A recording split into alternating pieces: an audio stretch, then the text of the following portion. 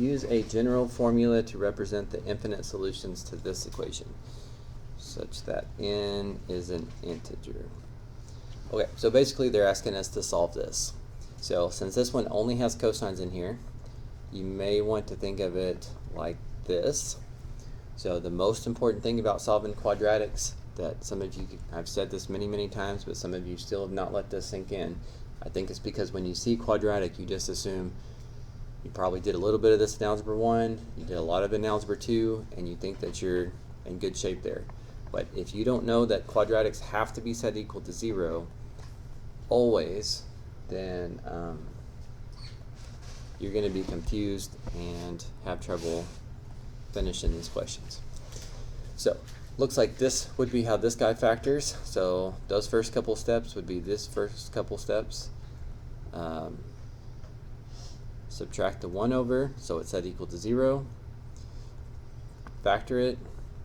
I hope that you can do that with guess and check, but if there's something about this set of numbers that you can't, then you need to be ready to do product sum or whatever method you use factoring for. You've got to be able to factor. So in algebra, we set this equal to 0 and solve, set this equal to 0 and solve, and we're done. Over here, we're going to do the first step.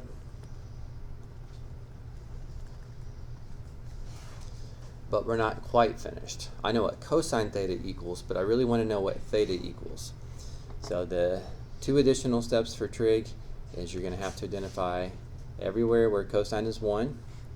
So one answer could be at 0 plus anything coterminal to it, or at negative 1/2, x equals negative 1/2, cosine equals negative 1/2, which is at 2 pi over 3 and everything coterminal, or 4 pi over 3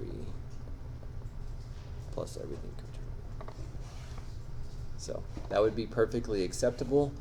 However, if this ends up being a multiple choice question, I suspect we will probably combine these 3 into a single statement because these 3 are equally spaced. To get from here to here, you add 2 pi over 3. From here to here, you could add 2 pi over 3. And to start over again, you can add 2 pi over 3. So you could also, and how I would write the answer to this question if I was in charge of making this question, is I'd say the first one's at 0, and if you take multiples of 2 pi over 3,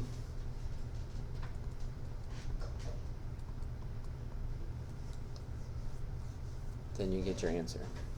How do you figure out the distance from like point to point? Well, I know this is 0, and I know this one's 2 pi over 3, so I knew I was adding 2 pi over 3 here.